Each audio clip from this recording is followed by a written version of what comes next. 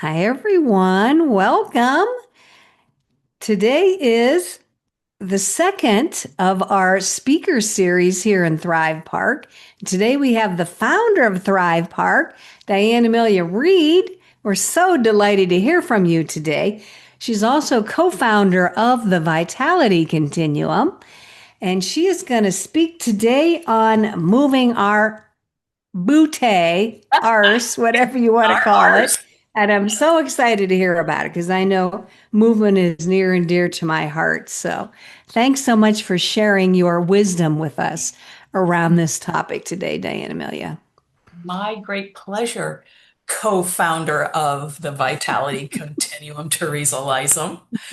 Um, so before we get into some nitty-gritty, just I wanted to tell you about a story that happened not all that long ago, and tell me if this has happened to you too, Teresa.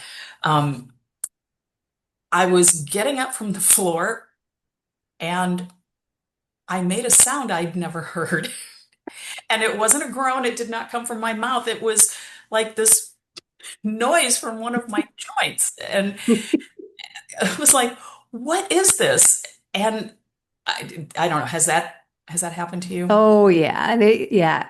It could come from any place. Yeah, My yeah. mouth, not my mouth, a joint, whatever. Mouth and joint. Yes, all at the same time, a symphony of Yeah, sounds. pretty much all the percussion. All the Rice Krispies, really, snap, crackle, pop. Woo! But what happened for me in that moment really was a smack because I thought, is this just what getting older feels like now? And not so much that I believed that, it was a passing thought because that's the kind of messaging that over the course of our lives we absorb. That after a certain age, your body just winds down. It goes into decline. Like it's a given thing. We just grow up believing this and seeing other people around us living that reality. But here's the thing, it's mostly nonsense. It's mostly nonsense. The human body does not stop responding to movement as we age. In fact, our body over time becomes more dependent on it. And I'll just give a quick example. Our blood goes cocoon, cocoon through our bodies because our heart is pumping. Our lymphatic system relies on physical movement to get the lymph to move through our bodies. So if we're not moving, we're not lymphing, and that ain't good. So what we're going to talk about today is one of the most simple and powerful things you can do for your energy, certainly your body, your brain, your mood, and your independence is move your arse. So if you're listening in, please drop a little emoji, a little dancer in the chat if you've ever made mysterious noises getting up on the floor. And I want to start by reframing something, being really clear. Movement does not mean you have to be a gym rat. It's not punishment. And it's absolutely not trying to get our bodies to look like we did when we were 25. Movement is just about staying in the game. And that game is your life, the game of life. So movement supports energy. It supports brain health. It supports balance. It supports mood, and it supports independence, which, if you haven't gathered as yet, is near and dear to my heart. So if we want to keep traveling, exploring, laughing, dancing, and showing up fully in the lives we love, our bodies need, need to stay in motion. So here's a fascinating thing. There's research from Harvard Medical School that says regular physical activity can reduce the risk of cognitive decline by up to 30%. 30, not 13, 30%. That's not a supplement. That's not a fancy brain program, not an app on your phone. That's moving your arse. It's walking. It's getting up. It's taking the stairs. It's parking in the far end of the parking lot so that you have to go. You have a greater distance Mhm. to go. And, really, if 10 minutes of walking or simple exercise is going to help me remember where I left my phone, I am in. So if you're listening in, please put in the chat a yes if this statement rings true for you. I feel better emotionally after I move my body. Hmm. Normally, if we've gotten our blood flowing a little bit, our mood lifts. I know it's true for me. And as much as this is my lifestyle and my business, I have to talk myself into almost every workout I do. I don't particularly enjoy it, but wow, that mood boost afterwards, I love that. And I know intellectually all the things that I'm doing well for myself by taking a little time to move, that, the exercise I have to do, beyond walking, it's worth it. And so one of the fastest ways to change how you feel isn't by shifting your thought, although that can be helpful, but it's moving your body first. Movement releases endorphins, dopamine, serotonin, and these are like built-in happy chemicals. Well, happiness chemicals. Um, and studies from the University of Michigan show that just 10 minutes of movement can significantly improve mood and reduce stress, which is a whole side conversation because the stress hormone is an absolute bully and can mess with you in a dozen ways. So think about 10 minutes. That's what, two, maybe three tunes on Spotify, and your brain responds almost immediately. That's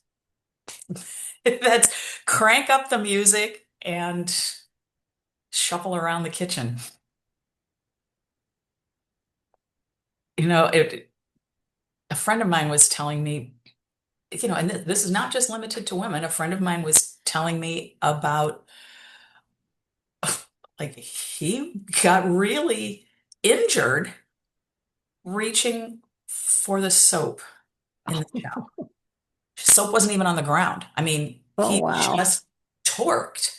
He Mm. wasn't sprinting, he wasn't lifting weights, he wasn't rock climbing. He was probably also not being in the moment. We're in the shower and our brains are elsewhere. So he wasn't being mindful, but he was reaching for the soap. And suddenly that was a high risk activity. So it's the kind of message that reminds me that our bodies are not fragile. They're just underused. We spend so much time sitting. I'm sitting right now. Teresa, I see you're sitting. We're at our desks, we're in our cars, we're at computers, we're in meetings, we're watching movies, we're relaxing, we're out to dinner, but we are sitting. We are making those two right angles back to thighs and thighs to the calves. Boop, boop, boop. And there we sit. So moments like the snap, crackle, pop, moments like having to go to the doctor because you reached for the shower. These are not our fragile bodies. These are our bodies saying, hey, yo, remember me? I was designed to move. And admittedly, my friend had a desk job and he was at that desk a lot. So was that a contributor? Probably was. So this is food for thought. I am a big proponent of, and I'm trying to live my life so that I am fully physically capable until my last breath, which I hope is at an exceedingly long age. And so movement is, I am beating the drum of movement. And I'm going to say, let's practice what I preach. So, because I'm sitting on Zoom for long periods. It's basically the modern version of being stuck in an office chair. So we're going to do a little experiment together. Nothing athletic and nobody's being graded. Um, but if you're willing, let's stand up. So we are rolling our shoulders back, back, back, back, and then reverse forward. Oh, I'm getting some snap, crackle, pop right now. And now we're going to love on our necks. Just gently turn to the right and the left and the right and the left. And if it feels good, tip your ear toward one shoulder, then in the other direction. And now we're going to shake out our hands and then get really silly and extend that. So we're shaking out our arms like one of those inflatable things outside the paint store.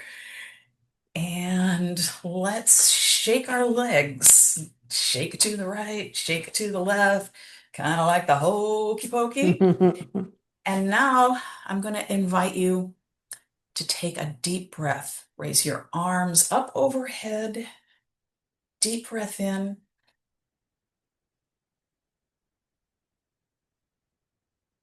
And let it all out, releasing your arms. Now, the last little step,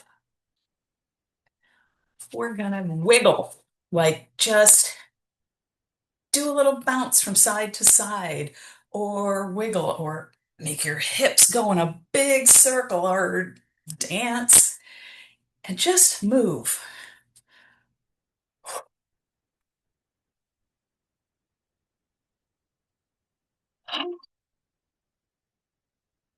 This is a really, really quick, what was that, a minute, maybe a minute and 15 seconds to reset your nervous system. And your brain just received more oxygen, more circulation, and a little mood boost. Sometimes we call these movement snacks, micro movements, but yeah, I like the idea of instead of reaching for a snack from the fridge, reach for a movement snack. It doesn't have to be heroic. It doesn't have to be a big trip to the gym. It just has to happen. So if you take nothing else away from today, like what a silly woman. Remember this, your body doesn't need perfection. It just needs participation. So I'm going to invite folks watching to drop in the chat how you feel right now compared to 2 minutes ago. Maybe you're more energized. Maybe you're the same. Maybe you're still sleepy. I don't know. Teresa, how do you feel? I feel good. It's amazing what that little bit of movement can do. It's just like, it just shifts everything. Just Yeah, that little bit. I mean, you feel a little silly, but that's okay. You'll get over it. And it really does, yeah, just let everything, hey, I just love that. And it doesn't take a lot of time, like you said. You could do it on a commercial. You could do it, you know, when you're going to get your drink of water. You can, yeah, whatever. You can pair it with some other thing that you're doing all the time. And yeah, I yeah, feel so much lighter. yeah. Lighter. I love the way you say Hmm. that. Yeah, it's just like, oh, kind of, it's refreshing. Yes, it is. Yeah. The movement snack is very refreshing. Tasty movement snack. So I know I've dropped a couple of statistics about research, but this is one that just blew my mind. And I saw it with my mom as she was aging. But after about 30, we can lose roughly 3 to 8% of our muscle mass per decade if we don't actively use it. And as much as that can sound discouraging and people can say, see, we do deteriorate, research also shows that strength training can reverse much of that loss, even in our 70s and 80s. In other words, your muscles didn't retire, they're just waiting for a job. So hire them, get them moving. Now, if the idea of exercise makes you groan, drop a sad face in the chat. And if you already love it, pop a little muscle. I know a lot of people, I might be preaching to the choir here. A lot of people love movement and understand the value. And even if you're kind of like me and you don't necessarily love it per se, you do understand the value. And here's something else. I hope you saw our own Teresa Lisum's little talk last month on superpowers and personal strengths. And so it's important to underscore that movement doesn't have to look the same for everyone. Movement can actually reflect your natural strengths. And if your strength is connection, what might somebody do, Teresa? They would find a buddy, somebody that they can work out with, or even if it could be in person or virtually, or just have an accountability partner that you're checking in with. So you can kind of each celebrate each other as you do your movement on a daily basis. Yeah, and if you have, if you're just naturally kind of creative, maybe you want to dance or do something exotic. Oh, I saw yesterday a video of a woman on dancing on a pole. It was amazing the amount of strength it took for her to be that graceful was impressive. Impressive. So, but that's pure creativity. It's also movement and strength and kind of extra, but she was beautiful and clearly a creative soul. So what if you're more analytical, Miss T? What could somebody do Mm, to probably build a routine? Yeah. yeah, you'd want to track your data. Maybe have a calendar or a chart that you could check off and visually show yourself that you're making progress, you're sticking to a habit. Hmm. Just another way of confirming and validating yourself like, yeah, I'm doing it, you know? I can see it. It's right there in front of me. Yeah. And I think it's important to say having that kind of tracking and discipline is not good or bad. It's just what this person grooves on. And Mhm. so that's a way to use your own strengths to help you keep showing up. Because when we align our self-care with who we are naturally, it just becomes more sustainable. So, what kind of movement do you like? What's your jam? You're asking me I'm asking personally? you. I just love movement in general. And so I work out every day. I love my walking, that I love to have my walking in there. I'm bike riding, dancing. I love all of that. So I find it hard to believe that some people don't like to move. It's like, what? How could you not like to move? Yeah. But I do enjoy all of it. Yeah, and for me, I like doing things that maintain my muscles and my flexibility so that I can go out and do the playful things that I enjoy, like surfing and hiking and just playing in the water. So Mhm. I love that too. my exercise serves a joy purpose. Yes. Can I just bring up a few points Yeah, that please. I heard? I love that it's movement and planning for movement with intention is all about staying in the game of life. I love that. I mean, I did see multiple family members who did not have the intention of moving, and it caught up with them in the end. Like they just physically declined because they didn't make it a choice for themselves to move, to keep that muscle strength and tone. And yeah, it wasn't was not fun to watch that Yeah. decline. And I knew in my head because they weren't moving. And multiple factors involved, of course. So this is near and dear to my heart as well.